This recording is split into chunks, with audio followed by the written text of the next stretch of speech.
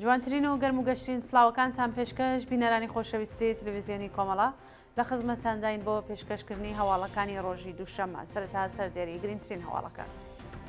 دەستبەسەرکردن و ئەشکەنجەی پزیشکێک لە شاری سنا، دەسترێژی گولەی سەرکوتگەرانی ڕژیم لە ئۆتۆمبیلی کاسبکاران، پەککەوتنی مترۆی تاران و ناڕزایەتی خەڵک، لە سێدەرەدانی بەندکراوێک و گواستنەوەی سێ بەندکراوی دیکە بۆ بەندی تاکە کەسی، کۆبوونەوەی ئێرانیانی ئازادیخوازی سوید دژ بە کۆماری ئیسلامی و ڕێپێوانی ژنانی ئیستانبول بە بۆنەی 8 مارس.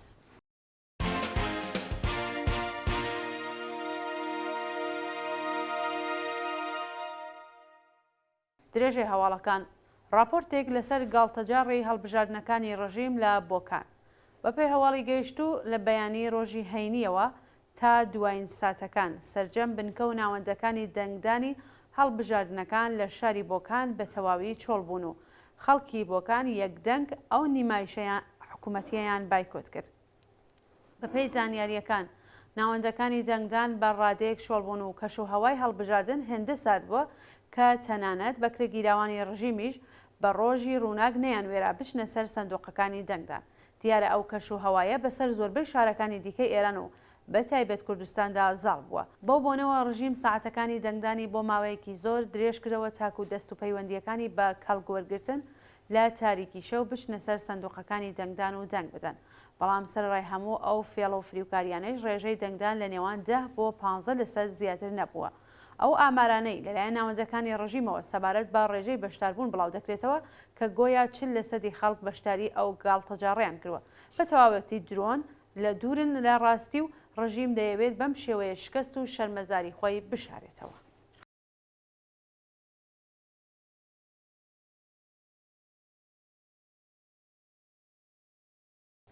دەستبەسەرکردن و ئەشکەنجەی پزیشکێک لە شاری سنا.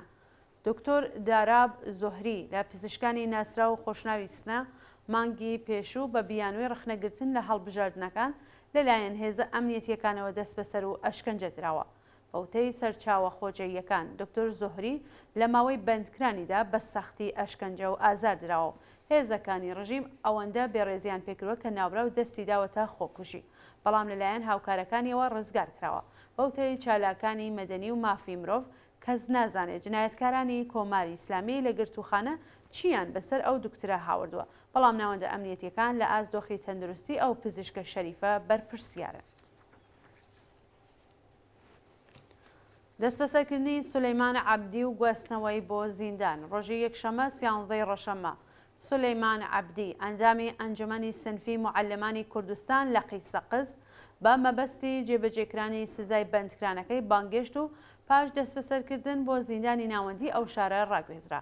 سولەیمان عەبدی پێشتر لەلایەن لە قیسە و پێنجی دادگای کەیفەری 2 سەقز بە تۆمەتی تێکدانی ئاسایشی گشتی لە ڕێگەی بەشداریکردن لە کۆبوونەوەی نایاسایی گۆڕستانی ئایچی سزای 8 مانگ بەندکران و لێدانی 7 زەربە شەلاق بەسەردا سەپێنرا بوو.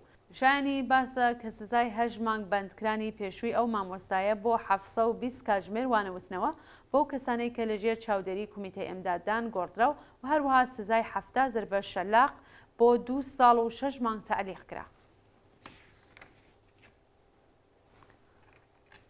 دەسترێژی گولەی سەرکوتگەرانی ڕژیم لە ئۆتۆمبیلی کاسبکاران. شەوی شەممە 12 ڕەشەمە هێزەکانی ڕژیم لە سنووری ئاڵوتی بانە بەبێ ئاگادارکردنەوەی پێشوەخت ڕاستەوخۆ ئۆتۆمبیلی کاسبکارانیان داوەتە بەر دەسترێژی گولە. بەپێی زانیاریەکان مامورانی هەنگی مەرزی وێڕای گەیاندنی زیانی زۆر بە 12 ئۆتۆمبیلی کاسبکاران دەستیان داوەتە شکاندنی دەرگا و پەنجەرە و شوشەی ئۆتۆمبیلەکان، بەڵام کەس زیانی گیانی پێنەگەیشتووە. جێگەی ئاماژەیە کە چەند ڕۆژ لەوە پێش هێزەکانی ڕژیم لە سنووری هەنگەژاڵی بانە ئەسپی کاسبکارانیان بە شێوەیەکی وەحشیانە کوشت. ناڕوونی چارەنووسی دانا لەنجاوایی لە گرتوخانەی ئیطلاعاتی مەریوان. دانا لەنجاوایی چالاکی مەدەنی و بەندکراوی سیاسی پێشووی خەڵکی مەریوان وێڕای تێپەڕبوونی 2 هەفتە لە کاتی دەست بەسەرکرانی چارەنووسی بە ناڕوونی ماوەتە و بنەماڵەکەی نیگەرانی دۆخی تەندروستی ناوبراون. بەپێی زانیاریەکان دانا لەنجاوایی لە ماوەی بەندکرانیدا تەنیا یەکجار پەیوەندیەکی کورتی تەلەفۆنی لەگەڵ بنەماڵەکەی بوو لە دەستڕاگەیشتن بە پارێزەر بێبەشکراوە. ڕۆژی سێشەممە 1 ڕەشەمە 1402 ئەو چالاکە مەدەنیە بەبێ بەڵگەی قەزایی لەلایەن هێزەکانی حکوومەتەوە دەست بەسەرکرا. ڕۆژی پێنجشەممە سێ ڕەشەمە دانا لەنجاوایی لە گرتوخانەی تڵعاتی مەریوانەوە بۆ دادسەرای گشتی و ئینقلابی ئەو شارە گوازرایەوە و بە تەبلیغ دژی نظام تۆمەتبارکرا. شانی باسە کە دانا لەنجاوایی ساڵی 91 هەتاوی و پاش کۆبوونەوەی خوێندکارانی زانکۆی پەیامنووری مەریوان دژ بایەدامی سێ بەندکراوی سیاسی کورد لەلایەن دادگای ئەو شارەوە بە 1 ساڵ و 8 مانگ زیندان و 50 زەربەی شەلاق محکوم کرابوو.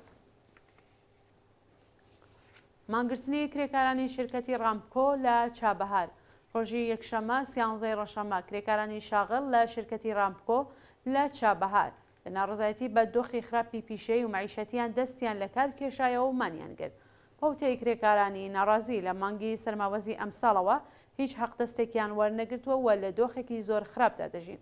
هەروەها بەهۆی نەدانی حەقی بیمەکانیان با ڕێکخوراوی تەئمینی اجتماعی لە خزمەتگوزاریە دەرمانیەکان بێبەش کراون.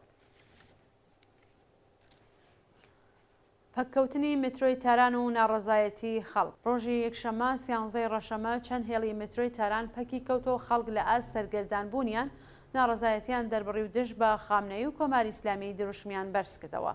بەپێی ئەو ڤیدیویانەی لە تۆڕەکۆمەڵایەتیەکان بڵاوکراوەتەوە لە مترۆی کەهریزەک خەڵک بۆ ماوەیەکی زۆر بلا تەکلیف بوون و دەستیان کردووە بە وتنەوەی دروشمەکانی مەرگ بۆ خامنەی و مەرگ بۆ کۆماری ئیسلامی. کاتێک هێزەکانی ڕژیم کەسێکیان دەست بەسەرکووە بە دروشمی بێشەرەف وەڵامیان داوەتەوە خەڵک دەوری ئەو کەسە کۆبوونەوەتەوە.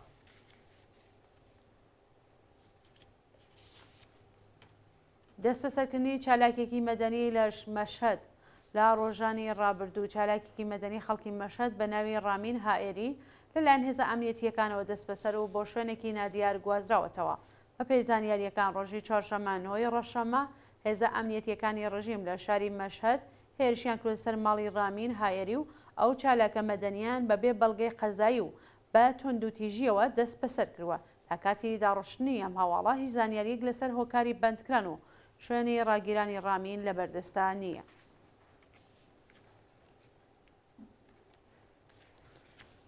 لە سێدارەدانی بەندکراوێک و گواستنەوەی سێ بەندکراوی دیکە بۆ بەندی تاکە کەسی.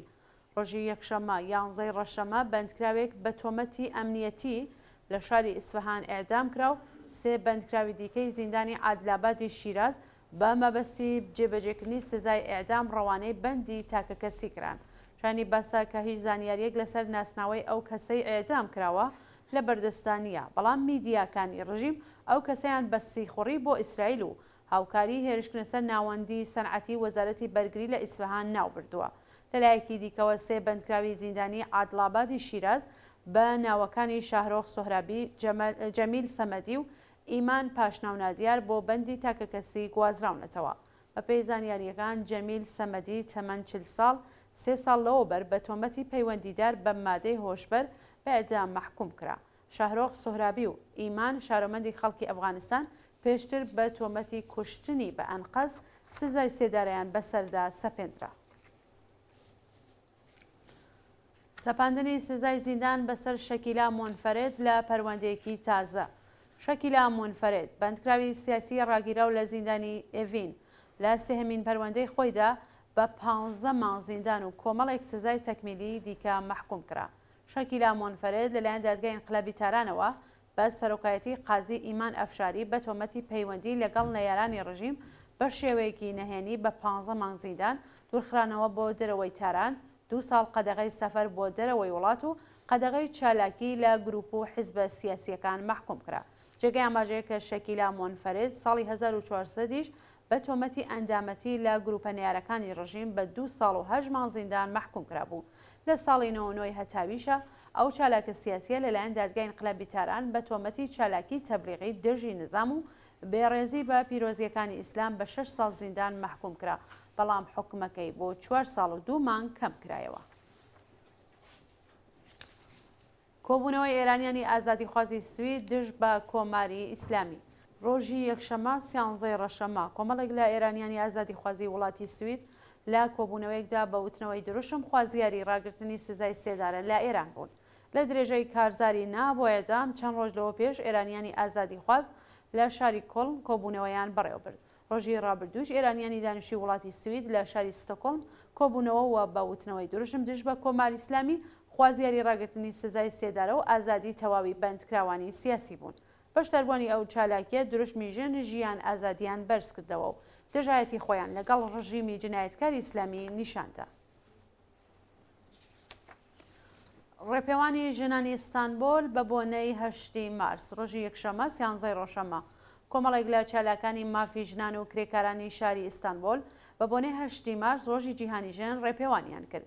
دەوڵەتی تورکیا ساڵانێکە کە کۆبوونەوەی ڕۆژی 8 مارسی قەدەغە کردووە و هەر ساڵ چالاکیەکانی ئەو ڕۆژەی سەرکوت ئەکات. ئەم ساڵ چالاکانی کرێکاری و ژنان بە سەردانی گەڕەکە هەژارنشینەکانی ئیستانبول داوایان لە ژنان کرد کە پەیوەست بە چالاکیەکانی ڕۆژی 8 مارس بن و لە بەرانبەر بەرەی کۆنەپەرهەستیدا بێجەنگ نەبن. بەشداربوونی ئەو ڕێپێوانە دروشمی ڕزگاری لە دەسەڵاتی پیا و سالاریدا نییە، بەڵکو لەسەر دەستی خۆمانەیان بەرز کردەوە. دوا هەواڵ سەبارەتە بە خۆپیشاندانی دژبەرانی ئیسرائیل لە سەرانسەری جیهان. هاوکات لەگەڵ هێرشە بەردەوامەکانی ئیسرائیل بۆ سەر کەرتی غەزە ڕۆژی یەکشەمە 13 ڕۆژەمە دژبەرانی دەوڵەتی فاشیستی ئیسرائیل و لایەنگرانی فلستین لە وڵاتی بریتانیا، ئەمریکا، ئەڵمان، ئیسپانیا و ئیتالیا خۆپیشاندانیان کرد و خوازیاری ڕاگررتنی دەست بەجێی شەڕ بوون. ڕۆژی ڕابردوو ئەرتشی ئیسرائیل هێرشی کرد سەر خەڵکی مەدەنی لە شاری ڕەفع و 12 کەسی کوشت و 42 کەسی دیکە بریندار کرا. جنایەتەکانی ئیسرائیل لە غەزە دەنگدانەوەی زۆری لە کۆمەڵگای جیهانیدا بە دوای خۆی داهێنا و کۆمونیستەکانی نیویۆرک بە ڕێپێوان لەسەر شەقامەکانی ئەو شارە دروشمی تەنیا سۆسیالیزم ڕێگە چارەیە ژینۆسایدی خەڵکی فلستین ڕابگرنیان بەرز کردەوە. هەروەها لە سان فرانسیسکۆ، ئۆهایۆ لایەنگرانی فلستین دژ بە حمایەتەکانی دەوڵەتی بایدن لە دەوڵەتی نەتانیاهۆ دروشمیان بەرز کردەوە. لە شارەکانی مانچێستەر و برایتۆنی بریتانیا دژبەرانی شەڕ خوازیاری ڕاگررتنی دەست بەجێی شەڕ و محاکمەی بەرپرسانی دەوڵەتی ڕاستگەرای ئیسرائیل بە تۆمەتی جنایەت دژ بە مرۆڤایەتی بوون. بینەرانی خۆشەویست هەواڵەکانتان پێشکەشکرا شەد بەختەوەری.